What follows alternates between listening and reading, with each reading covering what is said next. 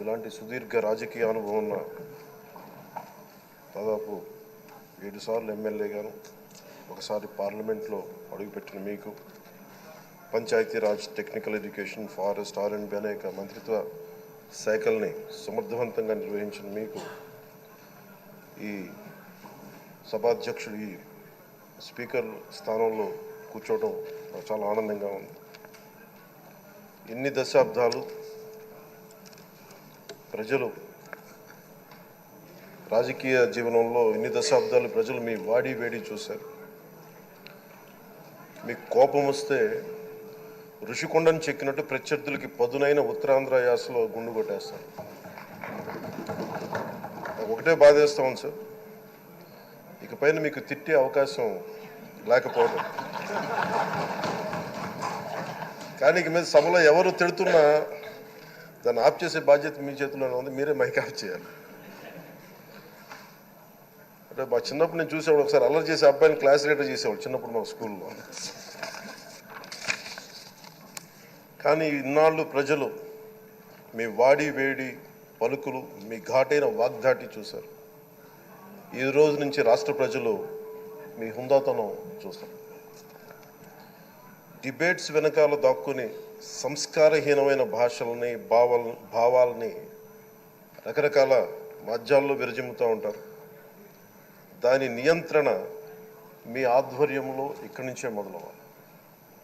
ఇందాక సభానాయకులు గౌరవ ముఖ్యమంత్రి శ్రీ చంద్రబాబు నాయుడు గారు చెప్తారు, ఆడబిడ్డలు ఏ విధంగా నలిగిపోయారు ఈ రాష్ట్రంలో గత 5 సంవత్సరాల్లో. చిన్న లేదు, పెద్ద లేదు, ఎవరని లేదు. ఎవరన్నా సరే ఒక మాట మాట్లాడితే వాళ్ళు వ్యక్తిగతంగా దూషణ, సోషల్ మీడియాలో వాళ్ళని క్యారెక్టర్ అసాసినేట్ చేయటం, వాళ్ళు పెద్ద నాయకులు కావచ్చు, కార్యకర్తలు కావచ్చు, లేదా వాళ్ళకి ఎదురు తిరిగి ఒక ఒపీనియన్ చెప్పి ఎవరైనా సగటు మనిషి కూడా కావచ్చు, అది ఇక్కడతో ఈ రోజు నుంచి ఆగిపోవాలి అధ్యక్ష. అది మీ ఆధ్వర్యంలోనే మొదలవ్వాలి.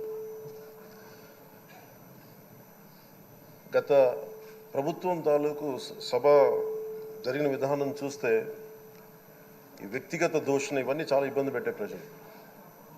ఈ రోజున వాళ్ళకి 11 సీట్లకు పరిమితం అయ్యారు, ఈరోజు లేరు, ధైర్యం లేదు వాళ్ళకి. విజయాన్ని తీసుకోగలిగారు కానీ ఓటమిని కూడా ధైర్యంగా కూర్చుకునే వాళ్ళకి స్థాయి లేదు, వాళ్ళకి పారిపోయారు ఇక్కడి నుంచి.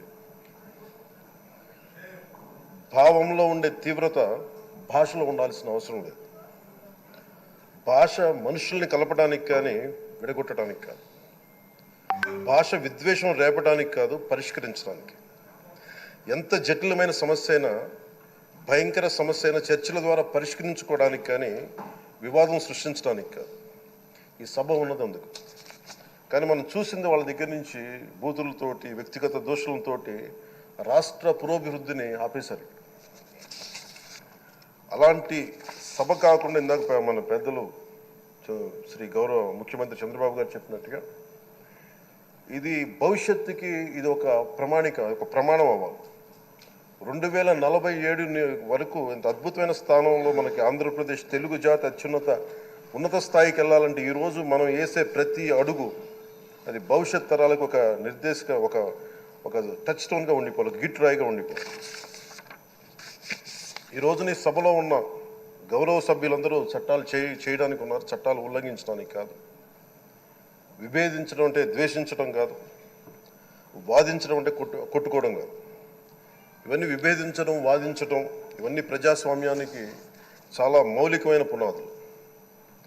ఆంధ్రప్రదేశ్ ఆవిర్భావం జరిగి అసలు భాషా ప్రయుక్త రాష్ట్రాల ఆవిర్భావమే మన ఆంధ్ర రాజ్యంతో మొదలైంది. అమరజీవి పొట్టి శ్రీరాములు గారి బలిదానం మీద మన రాష్ట్రం పుట్టింది. 56 రోజులు తిండి తిప్పలు తినకుండా నరకం అనుభవిస్తూ ఆయన బలైపోయారు. ఆయన మరణానికి చేరువవుతూ ఆమరణ నిరాహార దీక్ష చేసిన ప్రతిరోజు మనకి దాదాపు ఈ సుదీర్ఘమైన 6 దశాబ్దాల కాలం, 1.5 సంవత్సర కాలం అంటే ఆయన ప్రతిరోజు చావుకు చేరువవుతూ భోజనం లేకుండా ఆయన గడిపిన ప్రతిరోజు మనకి 1.5 సంవత్సర కాలం. అలాంటి నేపథ్యంలో అలాంటి మహోన్నతుడు శ్రీ పొట్టి శ్రీరాములు గారి త్యాగాన్ని కనుక మనం ఈ సభలో ప్రజా సంక్షేమం కోసం మాత్రమే చర్చలు జరగాలి, వాదోపవాదాలు హద్దులు దాటకుండా ఉండాలి, వ్యక్తిగత దూషణకి తావివ్వకుండా ఉండాలి. అలా కాకుండా గత ప్రభుత్వంలాగే ఈ సభని తిట్లకి బూతులకి కొట్లాటకి వాడితే ప్రతి నిమిషం పొట్టి శ్రీరాములు గారి బలిదానాన్ని అవమానం చేసినట్టే. ఒక గొప్పవాడు, ఒక మహానుభావుడు బతికినప్పుడు మాత్రమే కాదు, చనిపోయిన తర్వాత కూడా కొన్ని తరాలు ఉపయోగపడతారని నిరూపిస్తారు.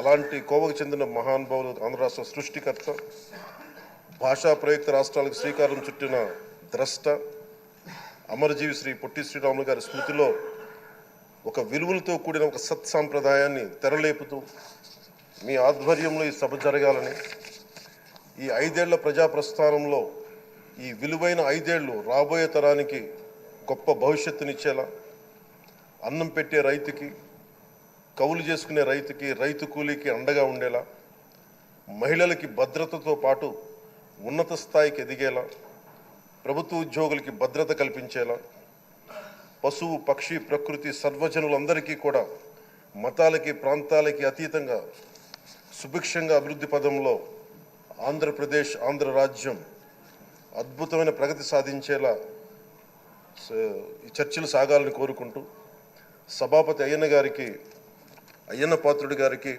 మీ ఆధ్వర్యంలో ఈ సభ ఒక సరికొత్త సాంప్రదాయానికి, సత్సాంప్రదాయానికి ఇది తెరతీయాలని కోరుకుంటూ మీకు మరోమారు శుభాభినందనలు తెలియజేసుకుంటాను. గౌరవ మంత్రి లోకేష్ గారు మాట్లాడతారు.